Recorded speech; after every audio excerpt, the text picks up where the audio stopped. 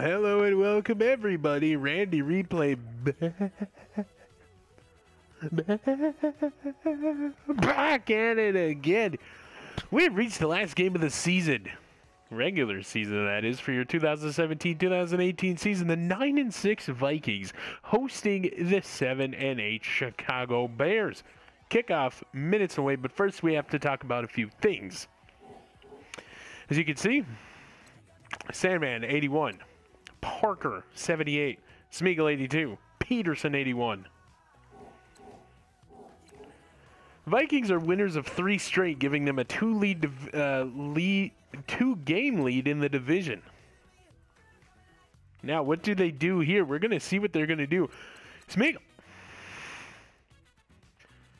Now only 396 yards away from a 5,000-yard season, and has 33 touchdowns against 15 interceptions. I don't know if you want to keep him in, rest him for the playoffs, that whole bit. That is a really, really good first season, rookie season here. You do have Kenny Erickson and Stephen Campagna. You could split them. You could maybe give Campagna the first half and Erickson the second. But very, very important that you rest Justin Sandman as much as you can. You'll need him for this playoff push. And Darian Wilson, who now has 1,165 yards on this season and 10 touchdowns. So Minnesota has some things to consider when planning for this game. Like we said, winners of 3 straight, and it is the final game of the season. They have a 2-game lead against the rest of the division. I mean, the Bears, they could go 8-8, and the Vikings 9-7. That would, I do believe, force something interesting in the playoffs. So we're going to figure this out, though. This has been Randy Replay. I will see you at halftime. Hello, everybody. I'm Larry Ridley. You're tuned in to the NFL on EA Sports.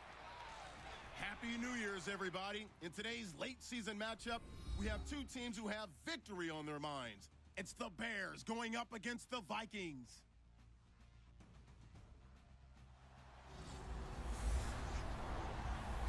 All right, Larry, it's one of the new jewels of the NFL, no doubt, as you get a look inside U.S. Bank Stadium here in Minneapolis.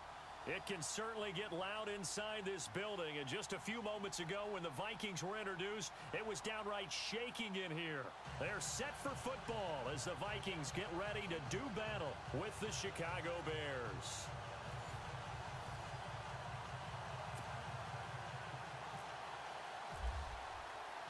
Here we go. The final week of the NFL season, Week 17, is underway. Fielded about a yard deep. Twisting away, and he's up past the 20 to the 22-yard line. Now on the return here, we've got an injured player down there. And in Week 17, let's hope this won't affect him for the playoffs. We'll step aside.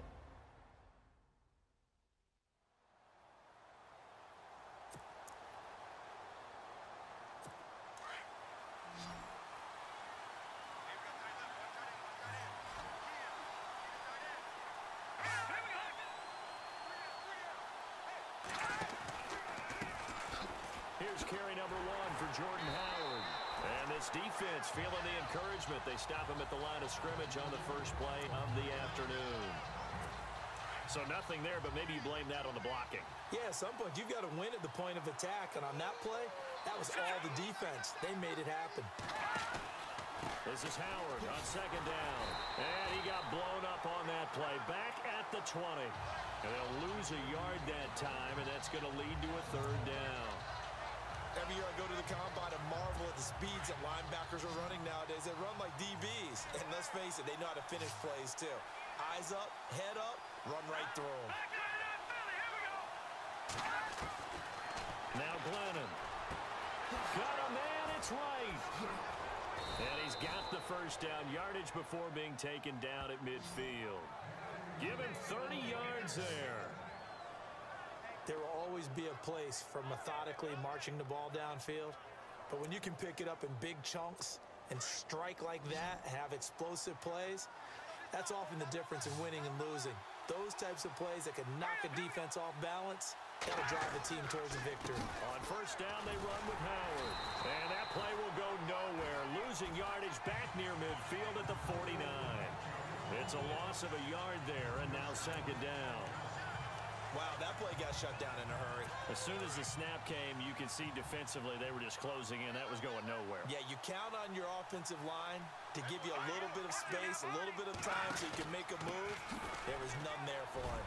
And an alley to run. A big seam, and he might go all the way. And he gets this one all the way down inside the 20-yard line. So they're operating in the red zone.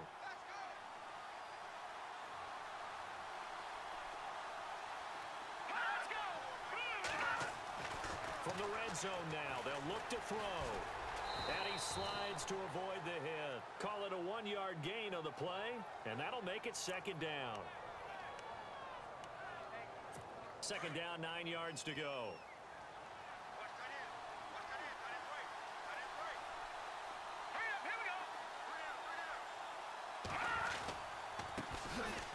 First carry for the tailback, Jeremy Langford.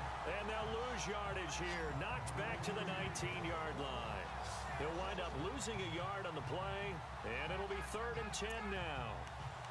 Count me as a little bit surprised by what we just saw there because this has been a pretty long drive, and normally you think that wears down a defense. In this case, looked like the offensive line let them down a little bit. They allowed the penetration and the ability to stuff them for a loss. Glennon. And a big loss here as he's taken down. Personal foul, roughing the passer, defense. So instead of forcing the field goal, it'll be 1st and goal. Yeah, the force was trying to make something happen that just didn't need to, right? I mean, plays happen, let it go. It's over. Instead, it creates a penalty. They'll run it now out of the gun. Oh, he bolts, and he takes this one in for a Bears touchdown. Jordan Howard, his 6th touchdown of the season. And the Bears have taken the early lead. Looking sharp on that first drive. These guys, of course, coming off back-to-back victories. And you see that kind of advancing into this game, don't you? You certainly do. And when you have a team that doesn't get too full of itself, even though they've won 2 games in a row, you get the end result that we saw there, that nice opening drive because they're sharp, they're focused, and they're locked into everything that they're doing. The kickoff team on the field now as they will send this one away. This one fielded at the 5.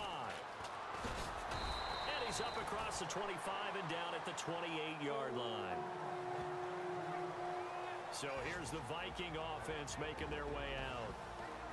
And out will come the leader of this offense, and that, of course, is their signal caller.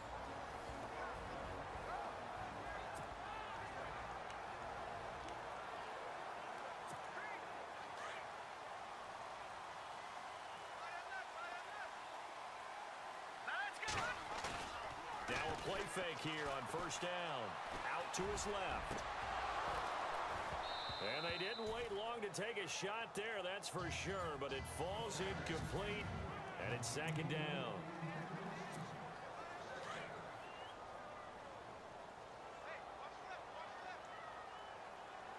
All right, here we go. Back to throw now on 2nd and 10. And the hit jarred it loose. It's incomplete.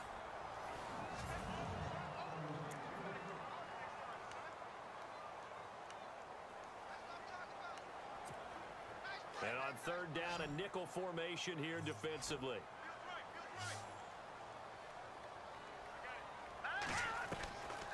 They'll drop to throw. He's going to loft one deep left side here. This is caught at the 20. A big play for the Vikings on 3rd down. 53 yards.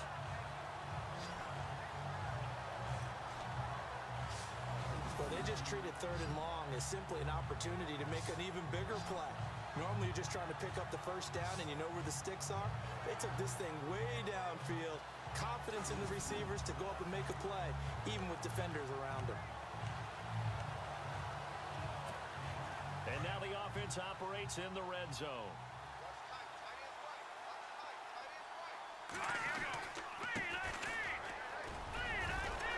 And able to get him down, but he does reach the 5. Back-to-back nice gains. That one for 14 yards and another first. Tremendous blocking by the interior of the offensive line. They didn't just gash him there. They blasted a gaping hole for him to gallop through. I think if he comes back to the huddle, he better be giving them a whole lot of credit and thanking them for that much space to rumble. He's got his man. It's taken in for a Viking touchdown. On those slants, everything happens so quickly. What makes it work? The timing between the passer and the receiver. In this case, a slant route ordinarily is probably about 3 steps before you go on the slant. In this amount of time, I think it was a 2-step deal. Boom, put his foot in the ground and got inside for the pass. Got inside for the pass, got inside for the catch and the score. It's good, and we're all tied at 7 apiece. Sides and stop, because you see the net result here. If you go ahead and finish the play, you don't give up that type of pressure coming from the Vikings, and they get there and bring him down. And we say it all the time, have to be able to get rid of the ball sooner than that. You have to help your offensive line out. They're going to protect you as best they can. And if you're getting 3 to 5 seconds along the way, it won't be exact because the defense will make a few adjustments themselves. Just get back to your game plan. Taken right around the 44. Oh, and now he bowls him over. There goes Marcus Wheaton. Touchdown, Chicago. Marcus Wheaton, his 4th touchdown on the year. And the Bears have taken the lead. When you've got a guy that fast back there to receive punts, that's a nightmare for the guy game planning, the special teams coach, but it's also a nightmare for the punter. Sometimes they get so much means you're going to lose the field position battle as a general rule. What they're looking for now is a little more consistency. Move the ball at least a few times on offense. Get a couple. The play-action fake. They'll look to throw. Nowhere to go here. He lost the football. And this is picked up by the Bears. The 20, 10, and he will score. Touchdown, Chicago. And give some kudos to the defensive coordinator, I think, here. They bring the blitz, they dial it up, and it turns into 6 points for them. It's so nice to hear you actually give kudos to the defense. It is so nice you're such an offensive guy like that. I love it. He dialed things up, and boy, a big play resulted for his guys. Well, you like the... But every now and then, you've got to know when to get rid of the football and save a little bit of yardage if you're a quarterback. Because now, the pressure too great, and he goes down once more. Now whistles and a timeout. Looks like we've got a Viking slow to get up. And in week 17, let's hope this won't affect him for the playoffs. We'll step aside.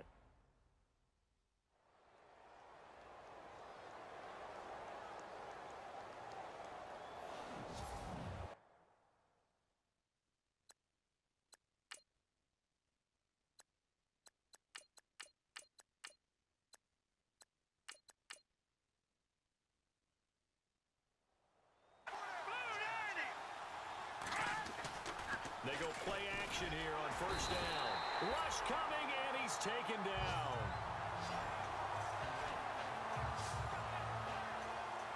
Well, so much for setting the tone of the drive offensively. Giving up a big sack that loses that kind of yardage, not a great start.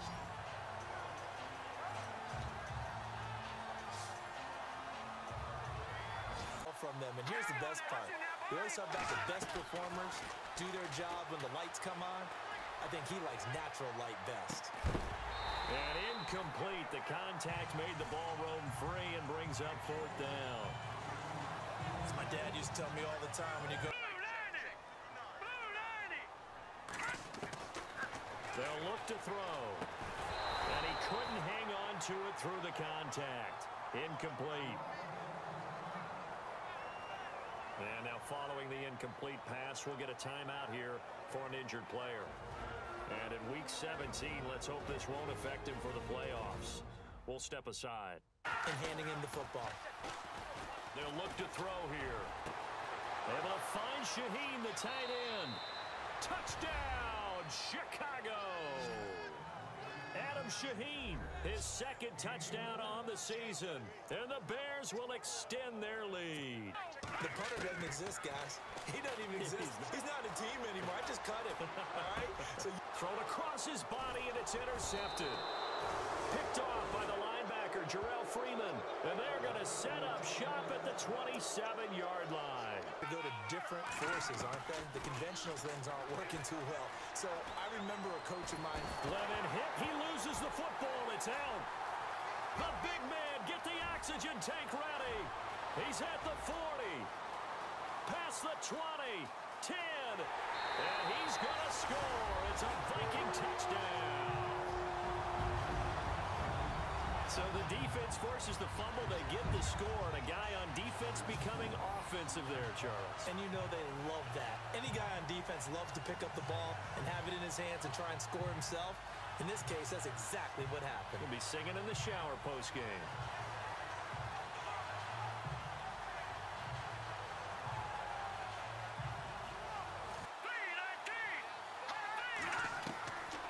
They'll set up to throw. And he's taken down, trying to do a little too much, getting outside of the pocket, and it results in a sack. The amount of sacks that they've absorbed in this game is absolutely extraordinary. Let's just face it. This offensive line, flat out, cannot handle this pass rush. It's been demonstrated time and time again.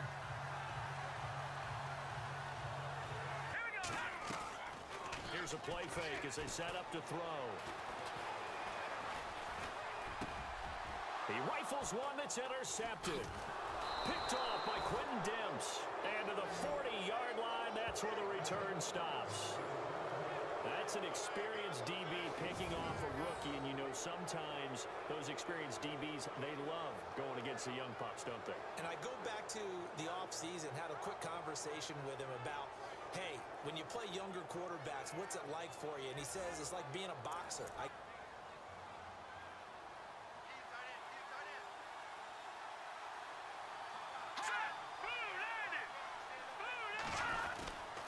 Trying to punch it in with Howard. And maybe a measure of revenge there. He's had his way in this one, but this time they get him behind the line. That'll be a loss of 4 yards on the play. And that'll make it 2nd and goal. But with the kind of half he's had, I think we can forgive him that run, right? Not every run's going to be a big play, is it? No, and also the blocking just wasn't there. No room to run. Yeah, defensively, they got to find a way to build on that because he's eating them alive in the first half. Now Howard. And he's maybe going to get this back to the 4, but that's about all. No gain on the play there, and they're going to need to come up with something better here on 3rd and goal. The offense on 3rd down, they've hit it 50%, 3 of 6 to this point. This is 3rd and goal. He'll look to throw. And he takes this one in for a Bears touchdown. Adam Shaheen, his 2nd touchdown of the game. On play action, they'll throw. Oh, he's got a man wide open, complete.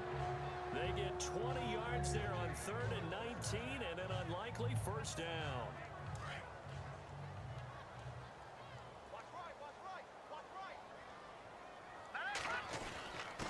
And a give this time to the tailback. And this time the yards won't come so easy as they'll, in fact, tackle him behind the line. It'll be a loss of 1, and that'll bring up a 2nd and 11.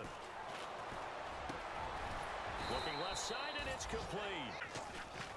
Off the play fake, he'll look to throw. Flushed out right. And he's got room. And he's going to go out of bounds at the 30-yard line. Another nice gain, 13 yards that time, and another first down. Now he'll look to throw here on 2nd and 10. So the long attempt falls innocently to the ground, and it brings up 3rd. One of the toughest things about playing defensive back is pattern reading, trying to figure out what they're doing. And on that one, they had the fly, just sending a guy downfield with the in route accompanying it, what people call a dagger route, trying to hit the guy underneath after the clear out. In this case, though, they're not able to get it done. The NFL third quarter from Foxborough. Patriots continuing to roll, opening their lead up even further. Julian Edelman having a big game. He's at 150 receiving yards on the nose. They'll try to run for it with Howard. And he'll lose yardage on the play back at the 45-yard line. Here's Pat O'Donnell now as they're forced to kick for the 6th time today.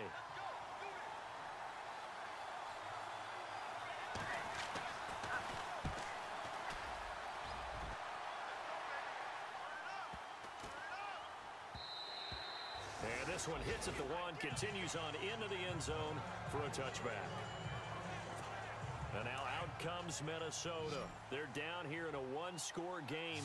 But the time, it's a factor, but it's not a huge factor right now, is it? It's really not, because this amount of time gives them a chance to run their offense, to go through play sequences.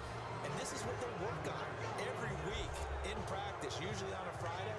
They go over this type of a situation, late game situation. What are we going to do when we have the opportunity? They've called these plays a bunch of times. Now's their chance to execute them. They have the opportunity now. Here's the execution. Oh, there's that man again. It's complete. And he gets this one all the way up to the 40-yard line. A good pick up there of 20 yards. He's back to throw. Escaping the pressure right. Looking downfield, and that's caught right side. He's got his man. And he is out of bounds, just a yard or two shy of the 30. He got 29 yards that time. Looked like the defense put pretty good pressure on him, but he's able to flush out to his right to try and evade people. On the run, had to get on his horse. Still accurately throws a nice pass for a first down. And able to push his way forward here for a good little gain. They give him 4 yards there. It'll be 2nd and 6. Well, if the coaching staff's doing a good job upstairs, they'll file away what they just saw from the defense right there. They sold out to stop that running play. I'd say keep that in mind. They want to try that again. Go play action, hit them over the top. And they went for a big play through the air on 2nd down. Couldn't connect. Now it's 3rd. And now following the incomplete pass, we'll get a timeout here for an injured player. And in Week 17, let's hope this won't affect him for the playoffs. We'll step aside.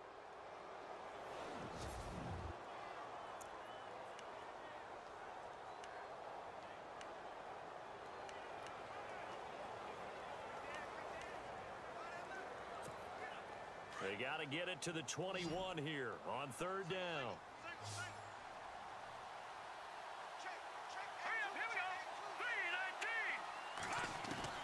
They'll look to throw. And nearly intercepted there. That would have been ball game if he had clinched it and caught it. Instead, it gives him one more chance here on 4th down. This defense has watched their lead dwindle away. This is where they really need to bow up. They executed well there. And it's often hard after you've played really well early and then you kind of relax a little bit to step on the gas again. They just did it on the last play. Looks like they want to finish this one off. And he gets this down to the 18. Good enough for a first down. It'll be a gain of 8 yards. Back to throw. And they're able to pick up the conversion here on 4th down. Going to throw right side here. Complete. It's a loss of a yard there, and now 2nd down. A little risky there when you roll out of that pocket right like he did. You complete the pass, but you don't get anything out of it. But how many times have we seen when a quarterback exits out of the pocket, doesn't matter whether they go left or right, the defense loses its leverage, right? There's a little chaos back there, and receivers come open.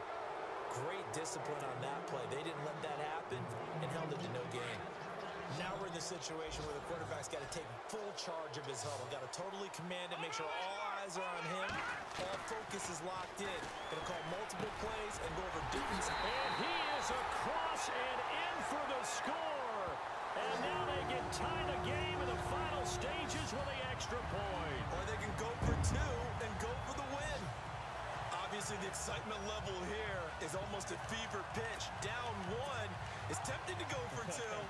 I say you go ahead and kick the extra point. You got the home crowd carried into overtime. I'm with you. I do see some fans, though, holding up 2 fingers. Easy now. Yeah, but they're not the ones who have to actually make that call, are they? And now the decision is to go for 2.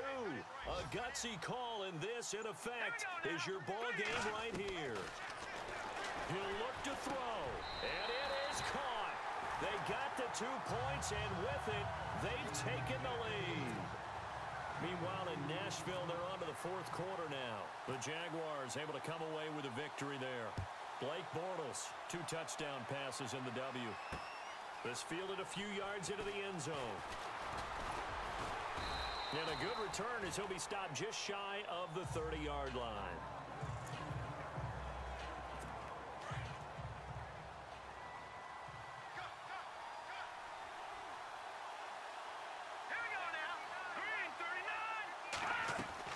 One final shot. They'll look to throw. And it's incomplete. So their final drive comes up empty. And with that, the ball game is over. Well, Charles, this one's going to be hard to digest. You take the lead into the 4th quarter, lose that lead. Maybe they felt like they let this one slip away a little bit. It will definitely feel like that because when you have a lead in the 4th quarter, all you talk about doing is finishing and closing a game out. But when you flip it over, how about that? Making the comeback and then finishing the game, sealing it on defense, they will feel jubilant in their locker room. So for the Vikings, the win means they'll finish in double digits at 10-6. And that is maybe not exactly what they were hoping for, but a better than average season nonetheless. Meanwhile, for the Bears, they wanted desperately to finish at 500, but that won't happen, as it'll be a 7-9 season in the end. And they can take solace in the fact that this team never quit all the way to the end. That'll do it for us. For Charles Davis and all our hardworking crew, I'm Brandon Gaudin. You've been watching the NFL on EA Sports. For more, find us on Twitter at EA Madden NFL. It's a win for the Vikings as we say so long from Minneapolis.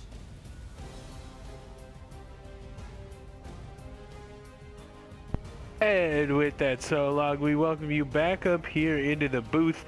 And what did we just witness? We've used all 3 quarterbacks in this game. Smeagol coming in on the last drive. Only had to throw for 26 yards. Got the touchdown. Pass dropped to Luke Slazewski in the end zone on the deep throw. But it turned out the slant to Luke Slazewski. He dives across in between the safeties for the touchdown. And then Luis Gonzalez caps us off for the last scoring drive of the season. We get into double digits and win 10 games against 6 losses. We're going to see how we got there today. We did have some technical difficulties there. Lost a big chunk of the game, but you get the idea. Lots of injuries, too. We'll get to everything when we get back to the main screen and figure out what happened. Stephen Campagna. If we can get to the Vikings. There we go. Actually, Kenny Erickson had the best QB rating of the game here. 114. He was only 3 for 7, 62 yards. That is 42% completion percentage. For those of you that didn't know how to do math or didn't look over here. 1 touchdown, no interceptions. He did leave the game. Let's make 3 for 5 on the last drive there. 26 yards, 1 touchdown, no interceptions. And then Stephen Campagna leading us back into this one. 23 for 40, 362 yards, 2 touchdowns, and 3 interceptions. Of course, he took over once Kenny Erickson left the game. Rushing, there wasn't much here because we've been playing from behind, so we had to make it up another way. Sam Gable, 11 carries, 58 yards, and a touchdown. Travis Parker, 6 for 16.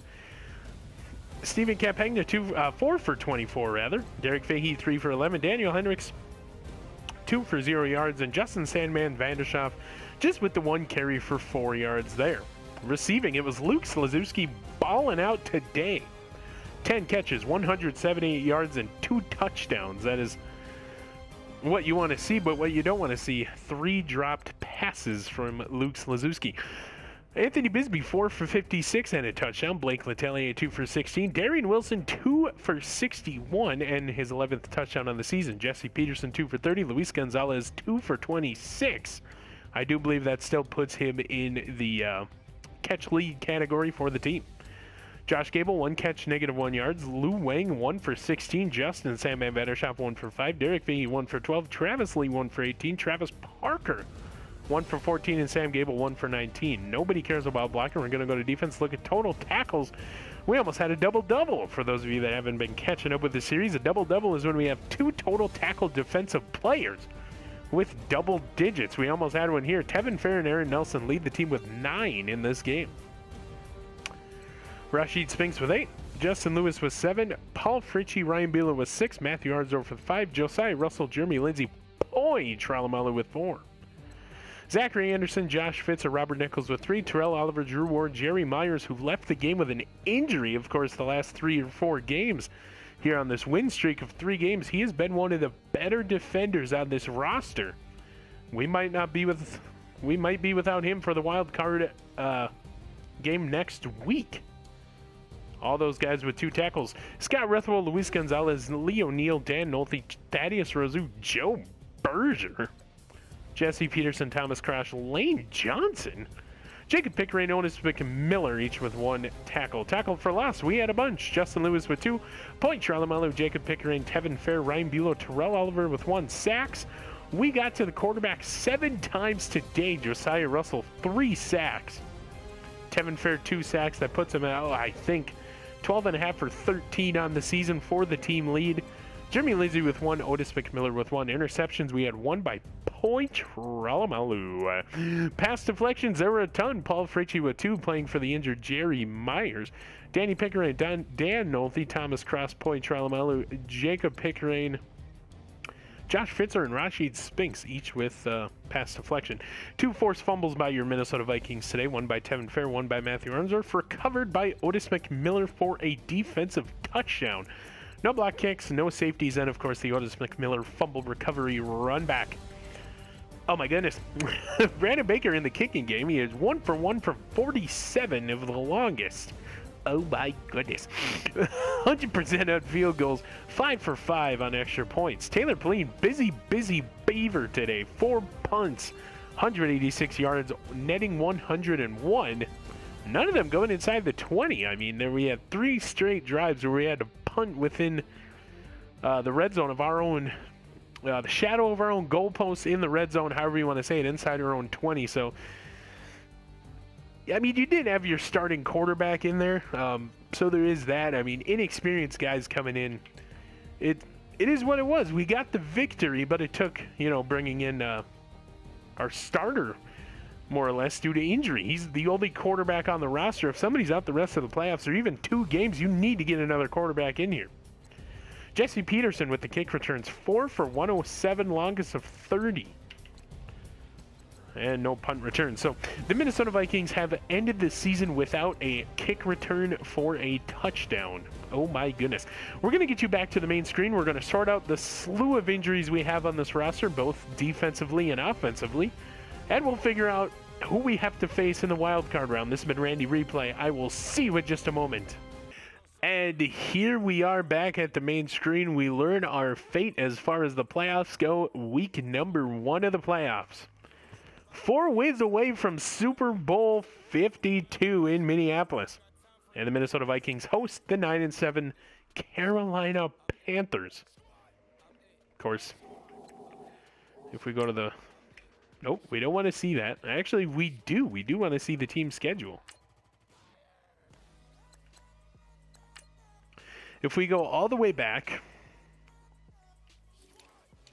in the regular season,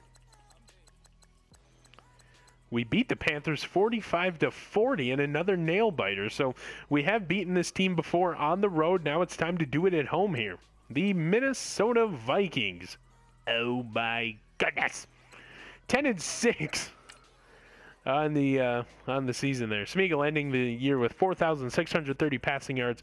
Good for 4th in the NFL, 34 passing touchdowns. Justin Sandman just shy of 1,100 yards and 15 touchdowns. And, of course, Darian Wilson, 1,226 yards. We will release a Randy's Year in Review coming up here in just a couple of moments. So be sure to stay tuned to that. The NFC North. Vikings locking up 10-6. Lions 8-8.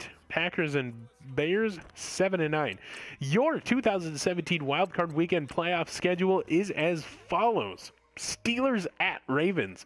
Eagles at Saints. Jaguars at Broncos. Panthers and Vikings. The divisional still yet to be determined, but you have to believe the Patriots are part of that equation there. So the Patriots and Cowboys and Seahawks and Titans. So if we win, we will either face the Seahawks or the Cowboys, depending on the seeding. It's not showing me the seeds here. Just because it's mixed. But yeah, we would either face the Cowboys or the Seahawks. Hopefully not the Seahawks, coming in at 12-4. 495 points for. Oh my goodness. The Cowboys either. You don't want to play against them. They're on a 6-game winning streak. We would have to play them at home where they were 6-2. That's just insanity. So they go 12-4. The Seahawks 12-4. Titans 12-4. Ravens, Saints 11-5. Broncos, Jaguars, Steelers, Vikings 10-6. Eagles 9-7. Panthers 9-7. They just squeak in there. So Wild Card Weekend is upon us, and we will get you ready for everything playoff Viking football. Is you see a lot of guys got boosts here. So now, really quick, before we send you out of here, we're going to get to the injury report. 3 new injuries here. Okay. Kenny Erickson, dislocated knee. Out 4 weeks. He's out until the Super Bowl. Stephen Campagna with a shoulder tear. He's out 2 weeks. And Jerry Myers out for 5 weeks. Actually, he will be out until the Super Bowl. Kenny Erickson will be out until the Pro Bowl game. So you can't go into this game with just one quarterback. Just for S&Gs, we're going to take a look at the Panthers. They have Try Turner, their right guard, broken ribs, out 1 week. So they don't win. He is out the rest of the season. So now we have to make a decision. You cannot go in with one quarterback. Do we put one of these guys on IR? Excuse me. I mean, Stephen Campagna really showed you something. I mean, I'm sure the team will make the right decision. I'm hoping they will indeed. Jerry Myers, of course, dislocated elbow in the last game. I'm very against playing starters when you've already locked up a wild card spot in the division. But, yeah, it's just unfortunate. I think he will be out until...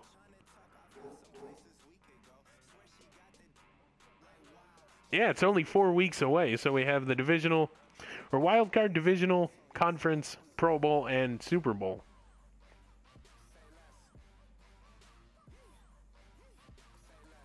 Okay, so yeah, okay.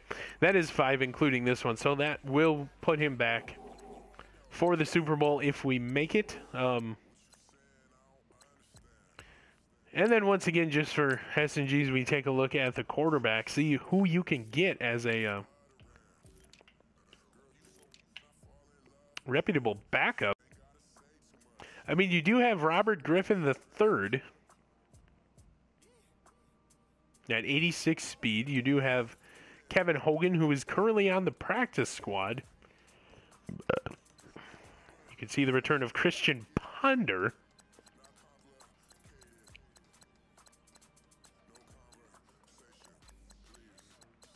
But yeah, after you get past them, there's not really too much left to look at here. Robert Griffin III would be the play if we were to get anybody.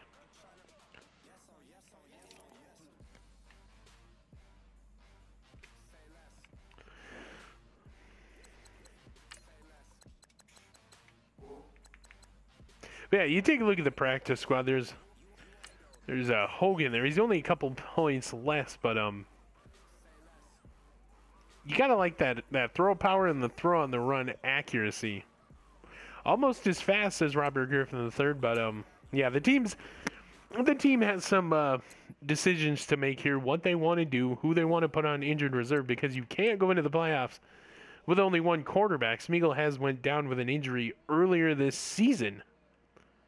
It just kept him out of a game. It did not keep him out for multiple games. But you need to.